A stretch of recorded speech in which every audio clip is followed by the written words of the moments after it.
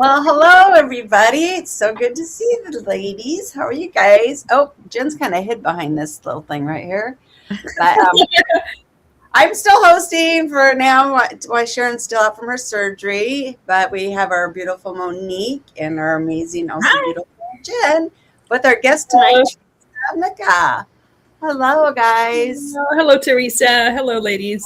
Hi. We got to fix this so we can see Jen here.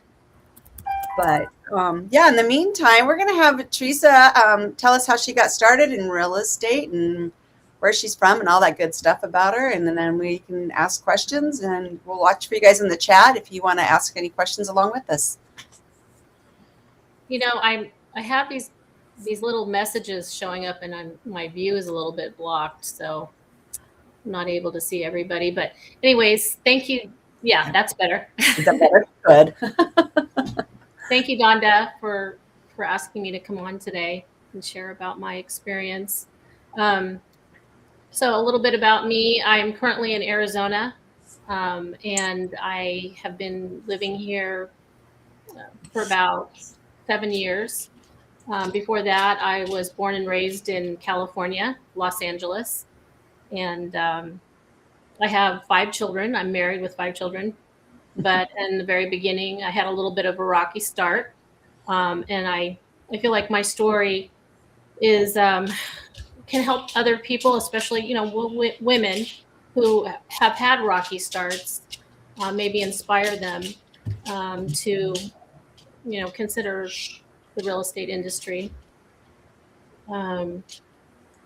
So I'm not sure where exactly to start, but well, what got you? You went from dental assisting because I know we both talked about we both were in dental assisting prior, and then how did you go from dental assisting to real estate?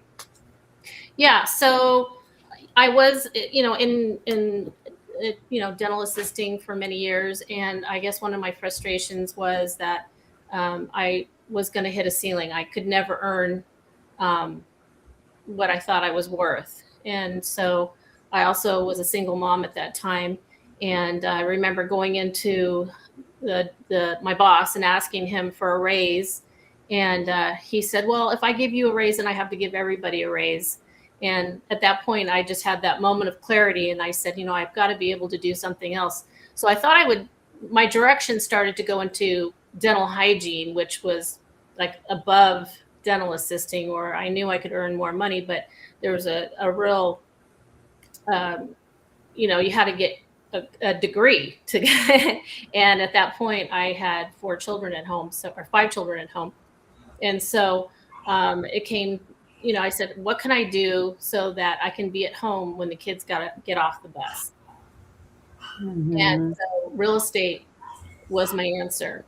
And so in 2003, I started, I got it. My first job was actually working for a mobile home dealer. And this is a guy that sold brand new mobile homes. And so I pretty much sold myself because I really didn't have any experience at all. But he hired me as a salesperson, and I found that I was a really good salesperson. And so I just started. I learned all about mobile homes, and particularly, who was buying these mobile homes.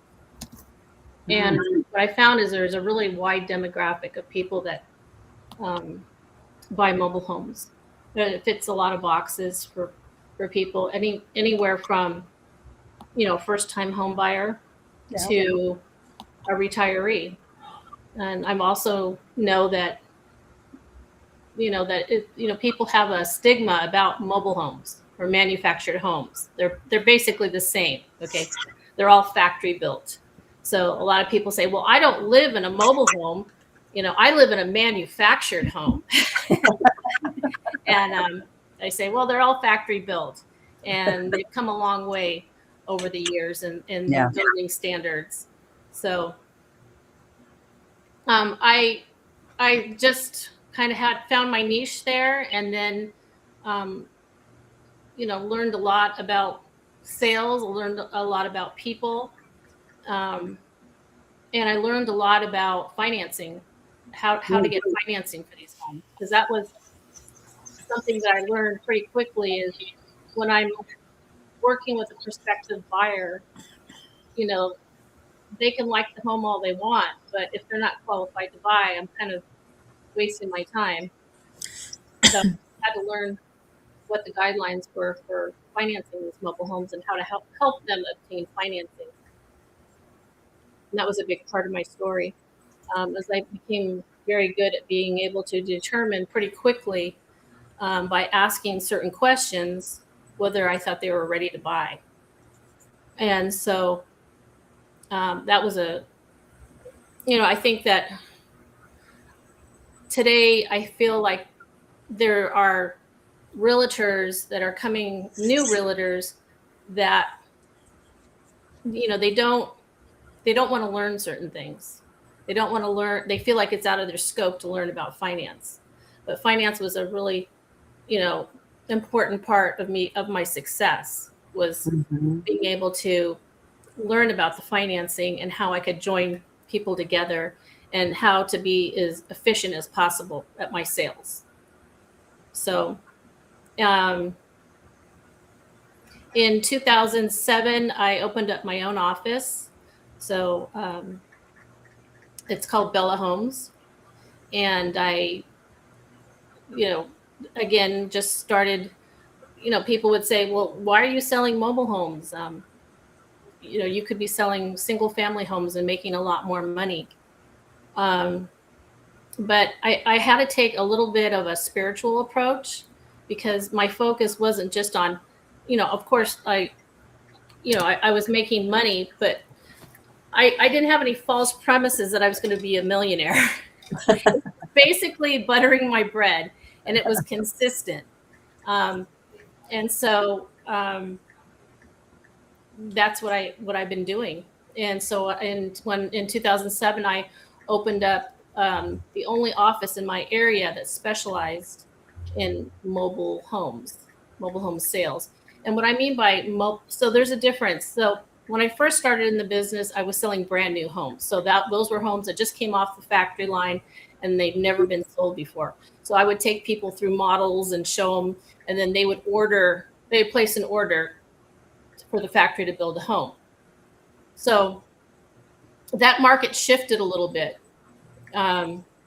because people were, it just shifted so that I was selling more homes in mobile home parks.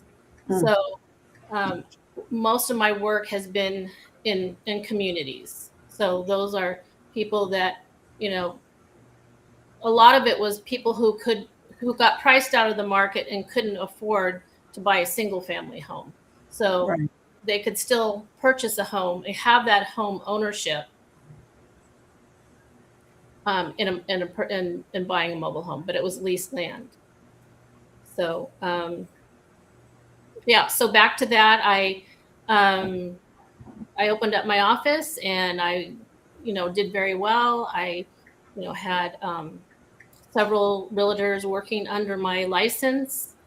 And again, one of the things that I began to do was to teach others about mobile homes because it is that niche market and not a lot of people know.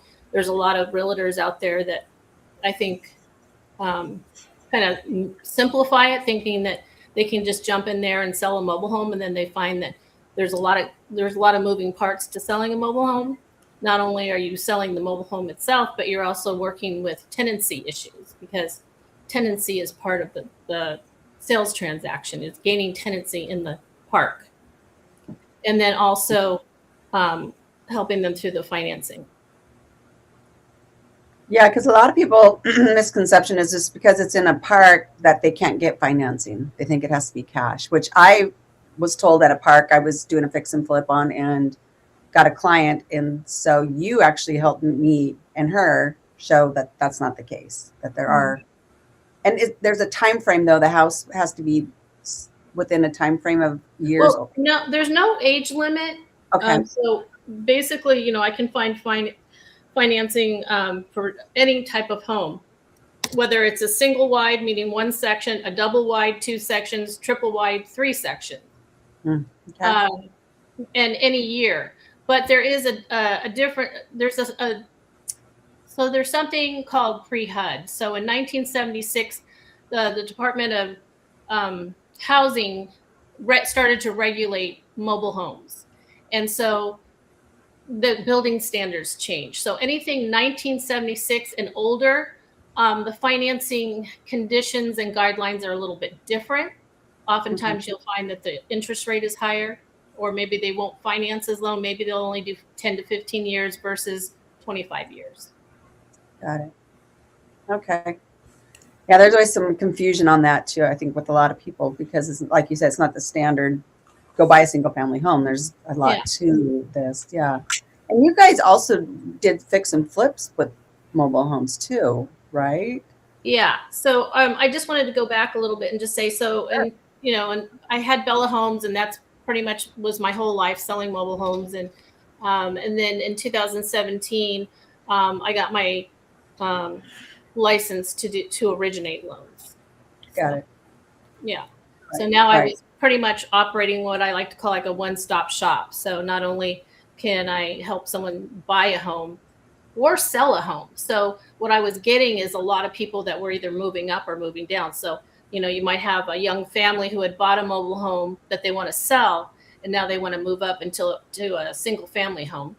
Right. Or you have a single family seller that decides that they want to downsize, and that I would help them sell their single family home and get them into a mobile home. Nice. Yeah. Yeah. Okay. Good transition there. So, yeah. But you guys also, you got married and you started working with your husband, right, on fix and flips in this process. It gave you opportunity also to find. Yeah. So I survived the crash of 2008, and that was really challenging. You know, we got a lot of repos on the market at that time. So I was working with several different mobile home lenders. That's all they do is mobile home financing. And so they had these empty homes that they needed to fill. So I would, you know, act as like a project manager and actually get a contractor in there and, you know, oversee their work and to completion and develop marketing plans and sell those homes. And, you know, I sold hundreds of mobile homes in my career, literally. So I've built quite a reputation in my area. A lot of realtors still call me who, you know, have questions. You know, they don't know, like, how is an appraisal different from a single family home, or what's the financing guidelines? You know, what about the contract? How is the contract written? It's different from a single family home, those sort of things. Yeah. So how before that? We were just talking about going into the fix and flips, but while you're on that conversation about what is different about the financing with mobile homes versus a single family home. Those are some good questions. So the mobile homes they're considered personal property or chattel. So these lenders there's no government sponsored funding for these types of homes because they're not single family homes. You don't own the land. So there are specialized type of lenders that come in and they will, you know, originate loans, but they're going to do it a little bit differently. The terms are always different. And so your average interest rate right now is about 9%. And that would be over 20 to 25 years. They don't do 30-year loans. Okay. So that's the biggest difference is people. And so what happens is there are people that are contemplating, like, should I buy a single family home or should I buy a mobile home? And they don't know the terms. So they think, well, I can buy this $350,000 home, or I can buy this $200,000 mobile home. And they think that, well, I'll just go with the cheaper option, right? But then there's space rent. So the lease of the land is one thing to take into consideration, which brings up your housing expense. And the other is when you look at the terms, when I write up an approval, they'll look and they'll say, wow, these payments are very similar. And that's where the shock comes in. They're like, how is this possible? You know, this is only $200,000, but it's looking like a $350,000 house payment. Mm-hmm. So I do a lot of educating. That's part of my thing, and I think what I enjoy a lot about this business is that I really like helping people, and I like um, helping people make the best decisions, and helping them understand um, what it's all about. So, is there a way for somebody to get a mobile home or manufactured home financed in a way that's less expensive then? Because, and yeah, a lot of people, oh, mobile homes aren't financeable. You know, you don't want to buy that. So, Yeah, that's just not true. They're all financeable. so is there a way to do it? So, like, if I'm going to buy a 350 versus a 200,000, I mean, wouldn't make sense. I might as well buy the land too and pay the 350, right? So, Yeah. what would be the best scenario to? Well, it really, if you want to get a government sponsored loan, then you can buy what they call land homes, and that's where somebody who has taken a mobile home and they've placed it on their private property. So if you own the land, and the foundation is a big issue, so there's certain conditions that, like an FHA conventional, the foundation has to be strapped down. There's certain things that need to happen for it to be considered. It has to be put on what they call a permanent foundation. So it can't be on what they would put in a mobile home park on leased land, which is not a permanent foundation. So there's a real distinction between the two. But to answer your question, if there's a lot of reasons why people would buy a land home. One is it's already existing and it meets all their needs. A lot of times you see these type of mobile homes on bigger parcels of property. So people that maybe have animals is a good one, or a business or something, and they want more land, but it happens to be a mobile home. As long as the foundation is correct, which has to be verified, there are certain permits that you have to obtain and you have to have an engineer come and kind of verify that foundation is correct. Then you can get an FHA loan or a conventional loan.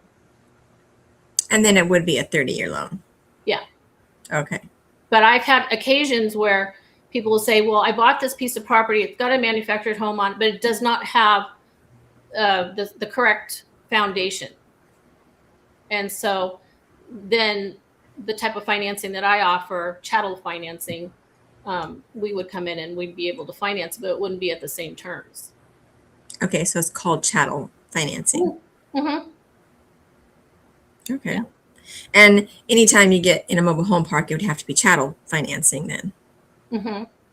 And the only way to compete, unless the foundation is permanent. Now there are very few parks that have it, but there are some where they do install a mobile home, and it's kind of like structured like a HOA, where they don't call it a land rent, they call it an HOA, and you are either buying the little parcel itself, or you have an interest in that parcel. So as a community, they all have an interest in the land. And then sometimes I don't know, my screen keeps on going dark. So there is a lot to these mobile homes that people have no clue. And so, and I think kind of off of Monique, she was saying like, well, if they can get into a stick-built home for almost the same monthly cost, why do you think they veer away from them when they realize that? Or do you think I think that's what's happened. I think this is just part of the struggle right now in this market that we're in. It's not because in the beginning of my career, it was more of it was a lot more. I mean, I was selling homes that were at that time $60,000. Okay, that's very affordable. Mm-hmm. But those same $60,000 homes are now $180,000. Mm-hmm. So you can see how things have really climbed. And so, you have to weigh I tell people you have to weigh those options very carefully. Before, it wasn't so hard to be able to make that distinction and be able to say, yeah, and there's other reasons, that people buy mobile homes. It's not, especially like retirees, they really want to simplify their life. They want to have access to a swimming pool, but they don't want to maintain it. They want to have security, but they don't want to pay for a security. They have like a gated community. It's like, I call these parks communities within a community. So they Yeah. have all these amenities of the park, but they're not paying it, and they're living pretty simply. And then there's the, first time home buyers, same thing. Right. Yeah. That makes sense. And then so now as a real estate agent, you've flipped hats and you put on your different hat. Now you're starting to do some flips. What did you find different about those versus regular homes? Yeah. So, So you don't do that anymore at all? What? You don't do any of that anymore at all, No. Teresa? Okay. Are you talking about investing? Me? Money? Yeah. You're talking No, about I mean, investing? do you still do the loans? The Yes, I travel do. loans? Yes, Okay. yes, I do the loans. That's my primary focus now. Okay. Okay. Yeah, I have a couple of, so my office is still open, but I work with a broker partner. And so any of my old referrals, I refer them to her, and I just collect a referral fee. So my main focus isn't really sales anymore. My main focus is loan origination. Okay. I have to plug in my laptop. Hold on one second. I had to ask you, Jen. I saw you were wearing a hat. I know. Like you look like you're going on safari. Story on this hat. Yeah, I've been gardening all day. Texas, where I live, has a total of maybe 20 days the entire year where it's not too hot and it's not too cold to get outside and enjoy it. 20 days. So Okay. I basically go MIA from all my businesses, family, friends, company, everything. I stop grooming myself, as you can see, no makeup, and I just get outside. And I wish I could move to, the Pacific Northwest where I could get outside every day. But here in Texas, like I said, 20 days per year. And I just completely neglect everything to plant and be outside. So Well, there's a lot of room over here in the Pacific Northwest, I'm sure. Yeah. Enjoy So I it. know. Once I get my kids raised, I'm going over there. You're out. Yeah, that's right. Thanks for asking. It's very sweet of you. Yes, of course. Okay, so Teresa, we were talking about flipping hats from an agent and lender and to an investor. So the differences with mobile homes, fix and flips versus a single family home. Well, I think I had a really great advantage because my husband was a contractor, and so and then I had relationships because I was a salesperson. I developed relationships with banks, and so then I got to know the asset managers, and so they would tell me if there was something that was coming up, and we call it a wholesale property. So the asset managers make a decision. They either want to refurbish the home and put it back on the market as like a resale, or they'll say this home isn't worth fixing up. We'll sell it as a wholesale. So I would go for those wholesale properties. And so it worked out because I could have my husband go in there and just kind of give me an estimate on what the repairs would be. And I would do all the research to find out what I think I could sell the home for. And so I had that advantage. So, the difference is, I think as an investor, you're really concerned with space rent. Space rent. Can you guys hear me? Yeah. Oh, okay. Space rent is, I think, the major issue is holding time. How long can I hold this property and pay the space rent before because it can quickly spiral out of control.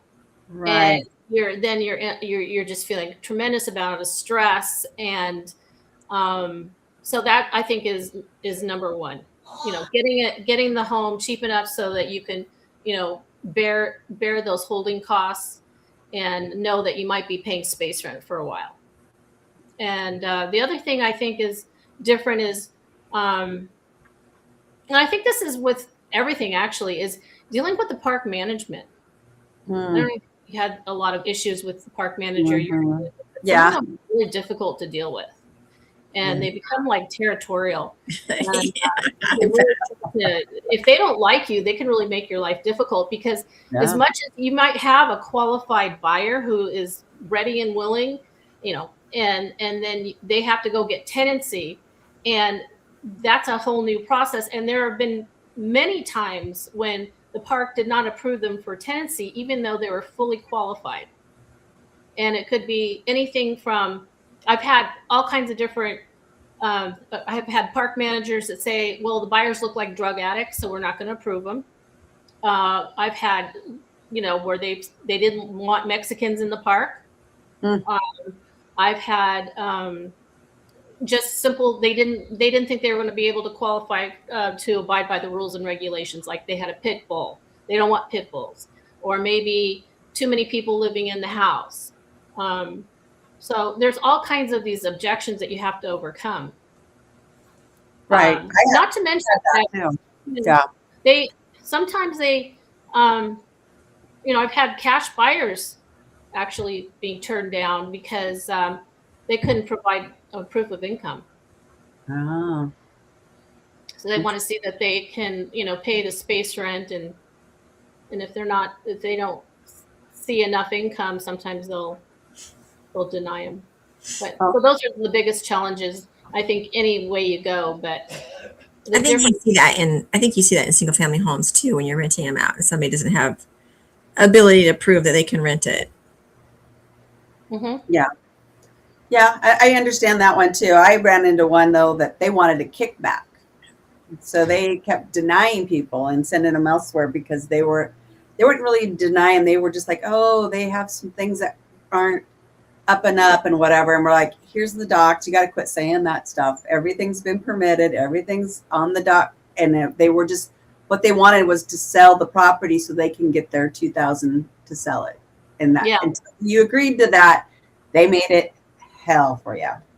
Yeah, well, a lot of these, in the case of a renter, because they have no skin in the game. But with a mobile home, a buyer, they're sometimes if they're paying cash for the home, they're fully invested in the home, and they're they're not going to want to lose. I mean, they do have these mobile home management companies. They yield a lot of power because they can evict people, and they do evict people. And it could be for something as stupid as not following the rules and regulations, and then they evict them out of the home. Can they evict them like just like a normal eviction, or is it more like when you're in an RV park eviction type of thing? Or what's the eviction process look for a mobile home park? Is it same? California, first of all. So it's a lot more lenient. It's pro tenant. So you have to really you have to give them 30-day notice. First, you have to give them 30-day notice. So. Well, then does that mean that they keep the mobile home? Who keeps the mobile home? Or if they're not paying the space rent, then the lender will be notified if there's a lender involved, and the lender will take possession of the home, and then a lot of times they will pay the management for any arrears. Okay. But in the case if it's a cash, this is sad. Sometimes these mobile home management companies will, kick the people out of their home, and then they'll take possession of the home themselves and then resell it. And that's if it was a cash and there's no lender involved. Yeah. So they can't move it. No. In fact, a lot of people think that because it says mobile home that these homes are, can be moved to all different locations. They're really not. They're only really meant to be moved once.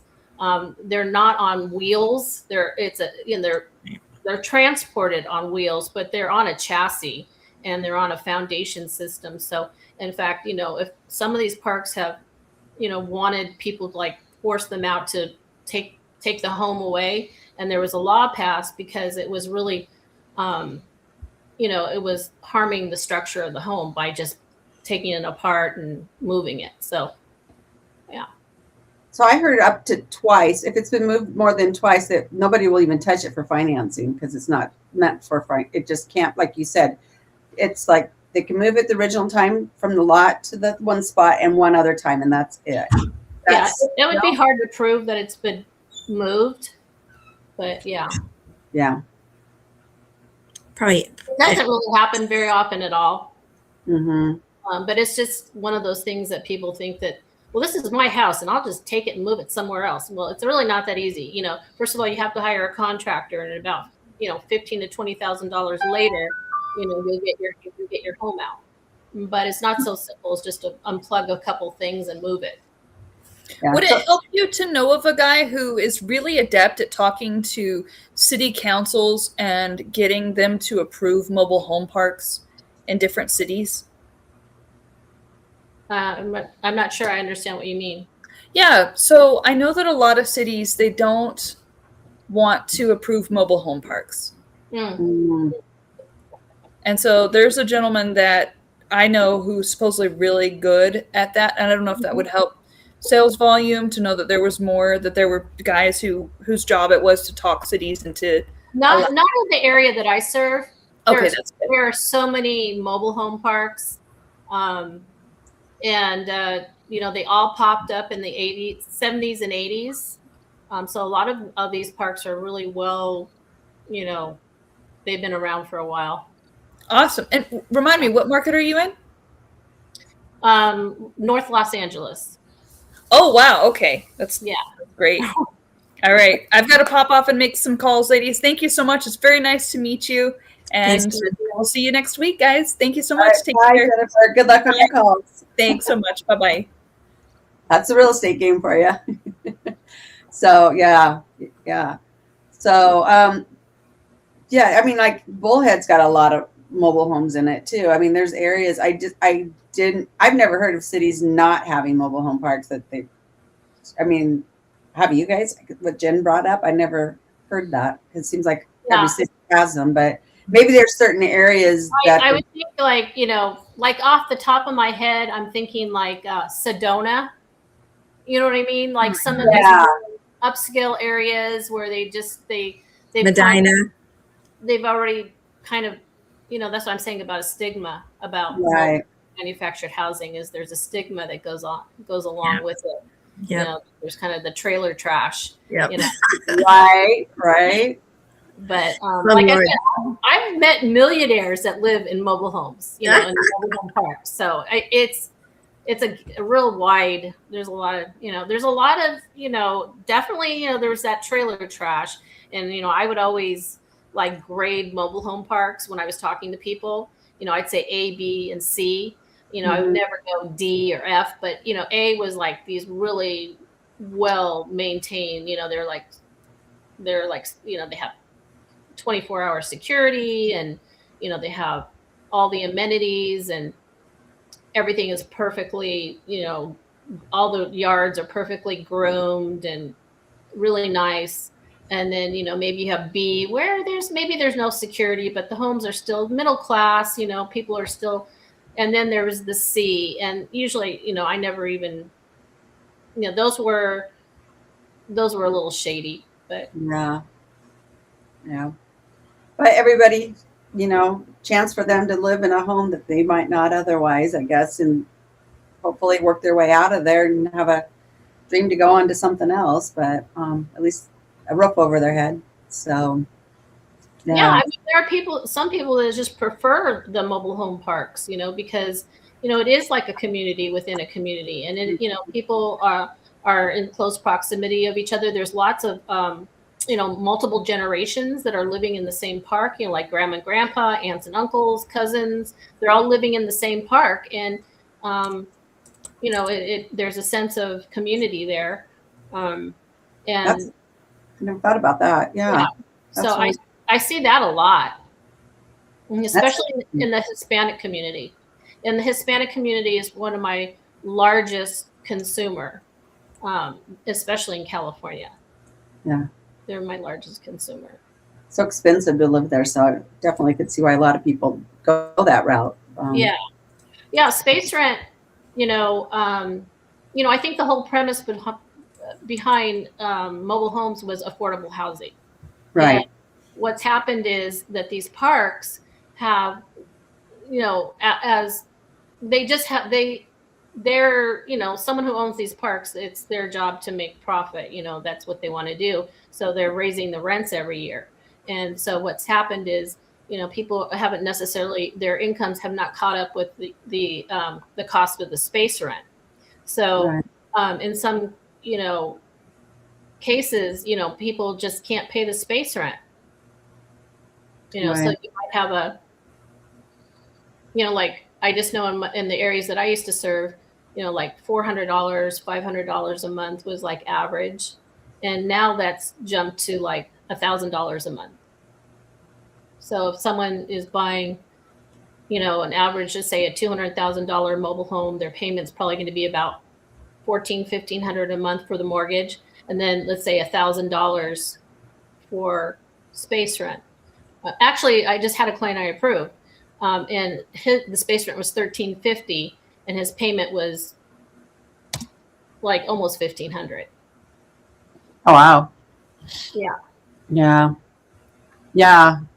I guess it gets pretty close where you're like, does that make sense? And then if I have my 30-year mortgage on a house, I know taxes and insurance always go up too, but I don't have to worry about a lot space going Yeah. forward too. So Yeah, they do. They do go up. That's what it is. Hopefully you get into a lease, or, you get into rent controlled parks where they're the landlords can't just raise it up too high. It can only be up to, I think, only 3% of the cost of living index is what the limit is. So that um, helps. the other thing is taxes. This is another thing, selling point that I talk a lot with people when they're considering a mobile home is when you look at the taxes in California, the average property taxes, maybe you're paying, between $4,000 to $6,000 a year versus a mobile home. There is taxation on mobile homes. So I'd say the majority of mobile homes right now are on the property tax rolls. But they have a different matrix of way that they assign, a tax. So I'd say that your average, let's say right now with that client that I was just working with who wants to buy a $220,000 mobile home, his taxes will be around $1,100 for the year. Oh, yeah. That's a lot cheaper than the taxes in the Yeah, and property insurance is another one. I think his property insurance was going to be about $1,300 for the year. Oh, yeah.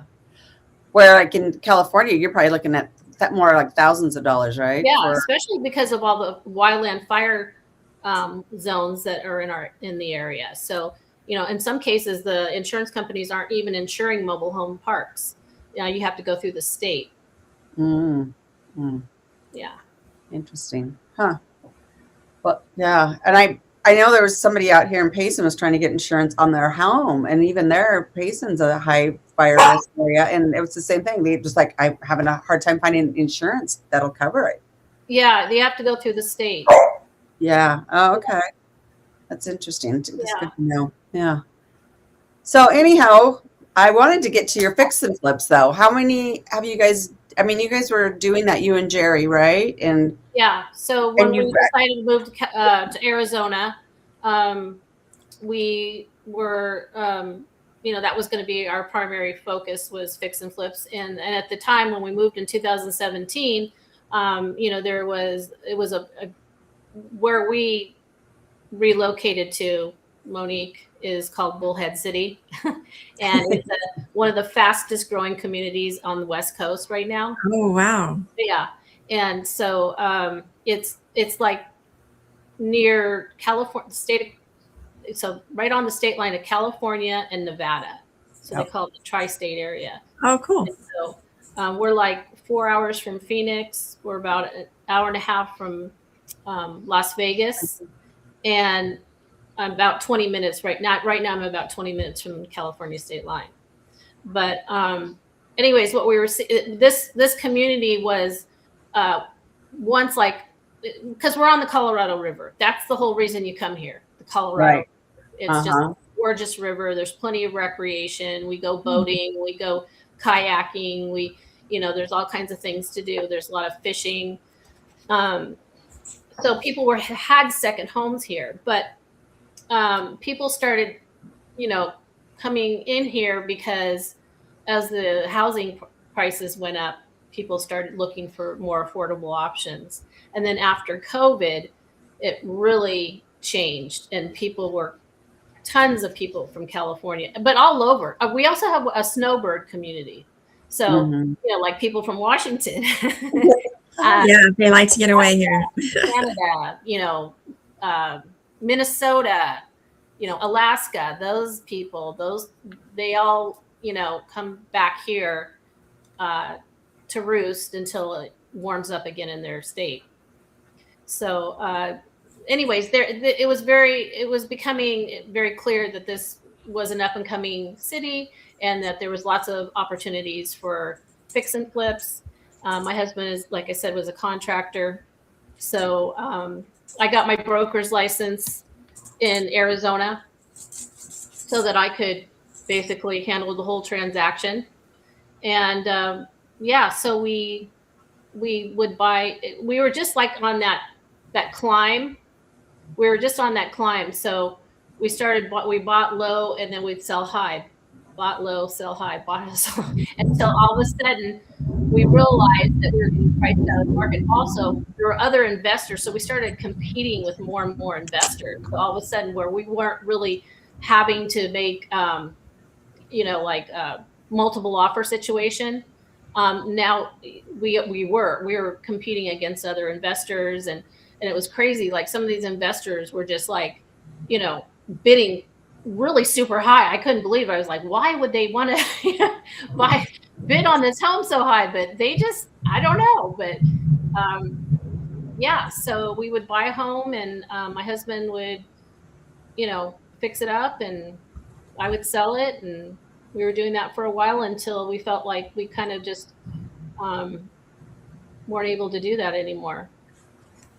Yeah, I got a little crazy here in Washington State too. People are bidding higher than they can't make it work. They can't, and then they get burnt out, and they lose money here in Washington State, and then they have to bounce because they want to get into the fix and flip so badly they'll just do anything to buy property, and then it's like the price is just too high. They're offering too high of a price.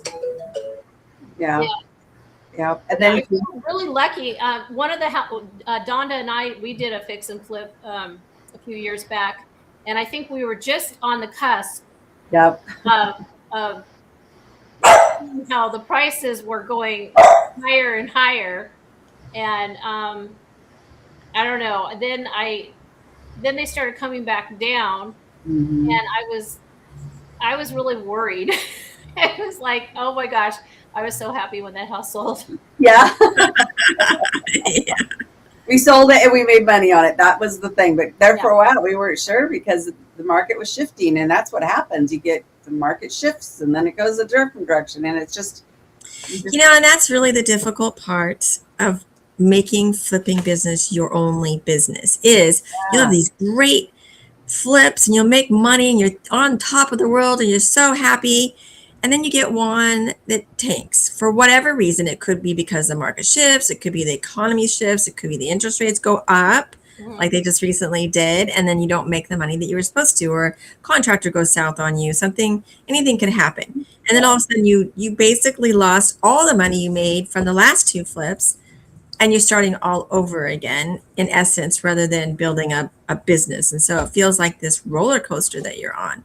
So fix and flip is fun and great. I've done it for years, but at the same time, it's nice to have other things that you're in your wheelhouse that you're working on to make sure that you can either pivot or, build something that's going to be sustainable. Yeah, so you have a backup plan just in case. I think that was one of the best things about doing the loans, is that I was no longer stuck just in one area. Like, if you're a real estate agent, you're like, well, yeah, I can sell you this home as long as it's in this little area that I service. But in loans, I can go the whole state of California. Nothing was stopping me. I could help someone in Northern California. I could help someone in San Diego. It didn't really matter, and I could work remotely. I wasn't really dependent on, trying to, meet people and that whole sales aspect of it. Yeah. You could do more deals that way. Just by getting your name out there. Like you said, what Monique said, diversifying. Yeah. Is, I think, important. Yeah. You guys also took one of them and made a really cute short-term rental for a period of time too. So, yeah, enjoyed Yeah, doing that was the first time that we got into a situation where we're actually, we just kind of looked at what Donda and Jim were doing and, thought that would be something that we could do. And I think we did it successfully. You did. It's really cute. She's such a great decorator. Teresa's got a really good eye for decorating. Yeah, I I really, can see her background there, and I'm Oh, looking right? like, that's so cute. I haven't seen something like Yeah. that before.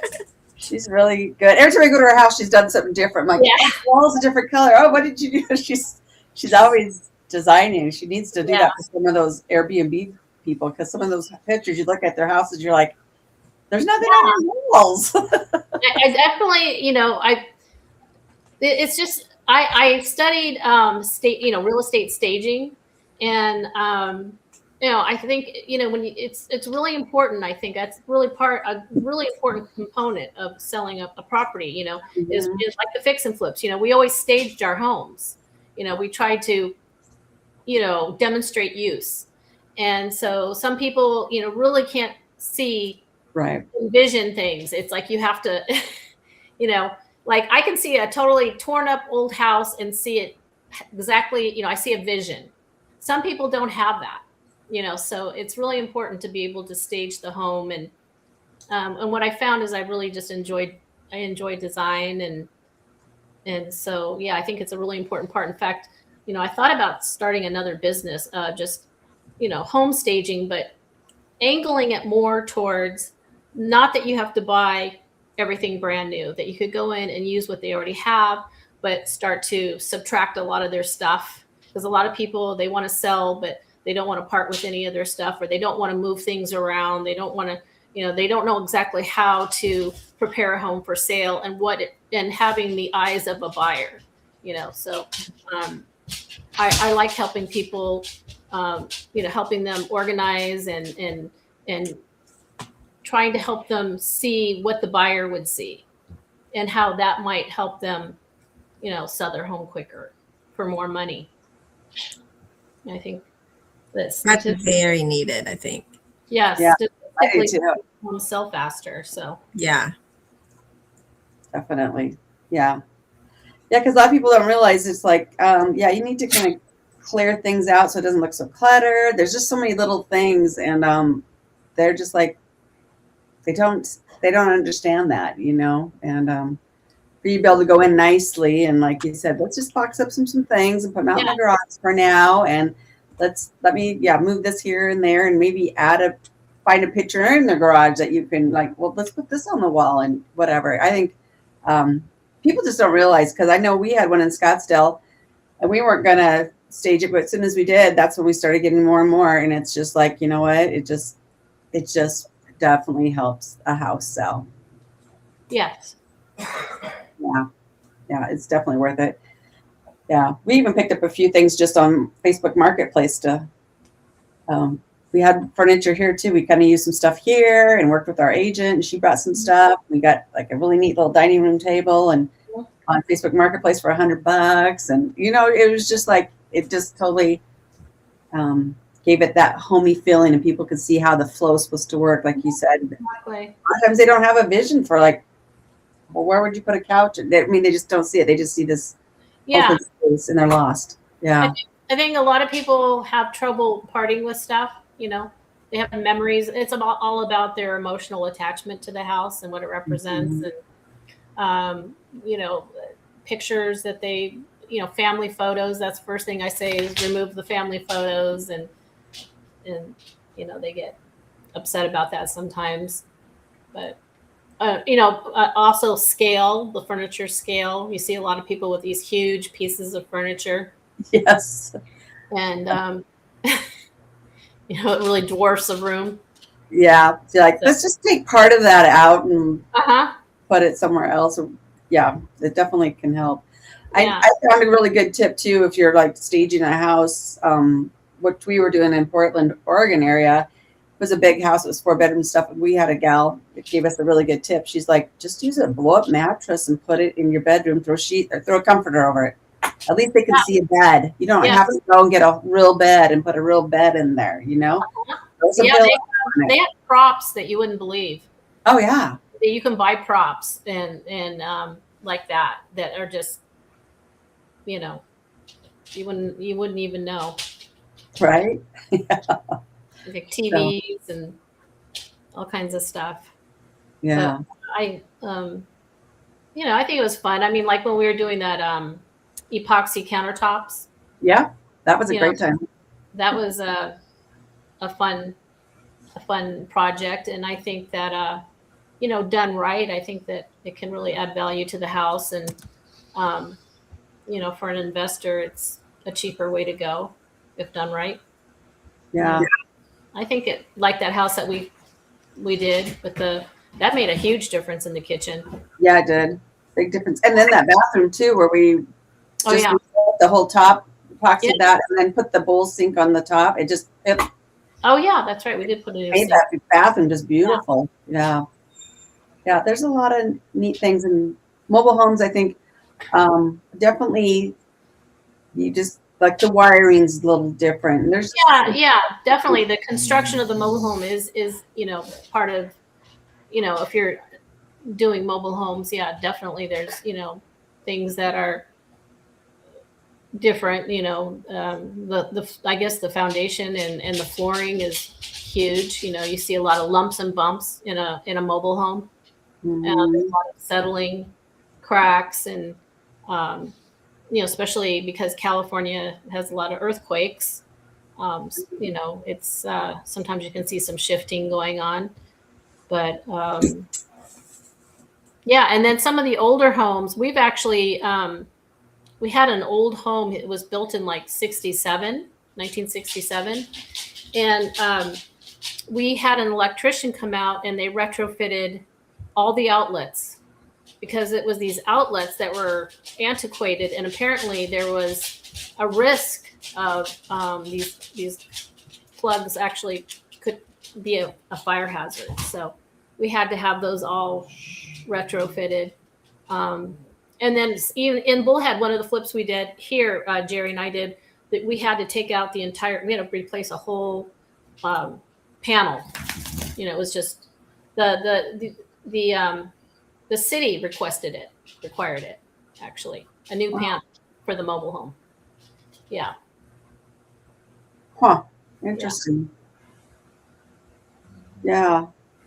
Yeah, I guess there's some panels that I found out too that were like recalled, and it was like, oh, after you buy a place or something, then you find out you're like, oh, that was great. It would have been nice to know that ahead of time. So that definitely means I'm going to have to fix it because nobody else had in the past. But there's a lot of things people don't realize that go into fixing flipping houses for sure. There's things you learn along the way a lot of times.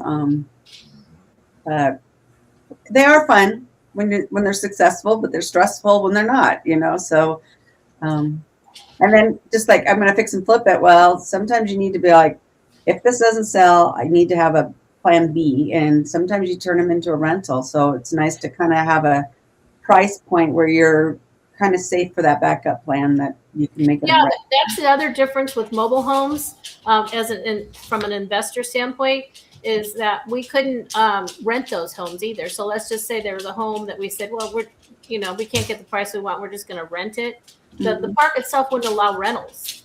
They have to be owner occupied in most of these parks. So that was the other problem.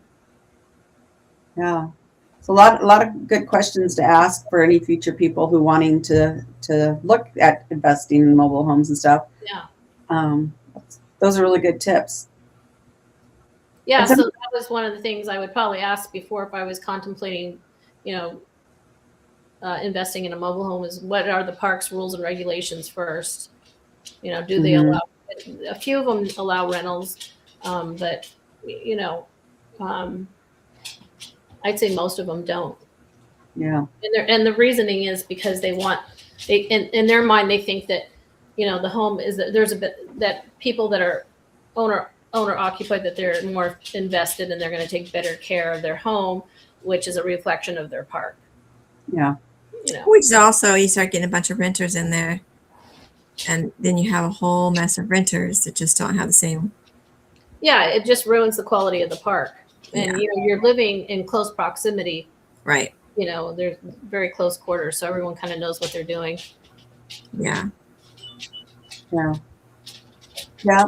So, any other questions for Teresa, Monique, that you might have? Oh, no, and I just realized we're getting up to the top of the hour here. Yeah, I know. I went pretty quick, didn't it? It always seems to just go. Is there any tips that you would give for somebody that thinks they would like to be an agent and before they go to school and get all their training and stuff? Is there anything about any of the aspects of real estate, Teresa, that you've done that you would give any tips for anybody looking at investing or becoming an agent or anything that way? Well, becoming an agent, I'd say I would, if it was me, and well, I actually did do this. I went to an independent broker. I didn't go to one of the big box brokers like Keller Williams or Century 21 or whatever the ones they have right now.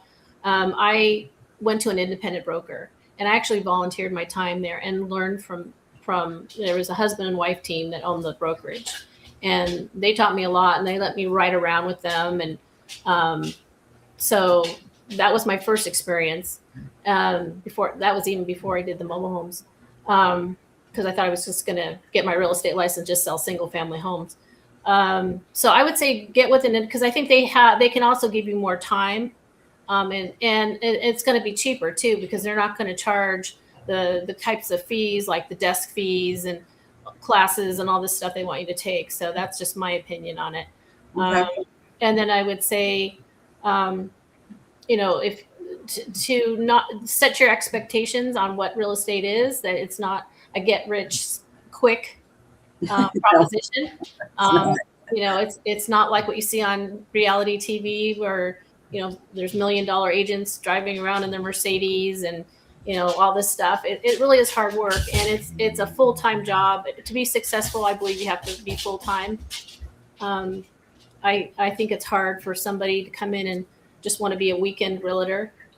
I think you really need to devote full time to it. So,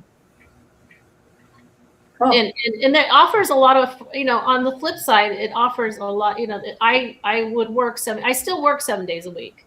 I mean, that's part of what I say.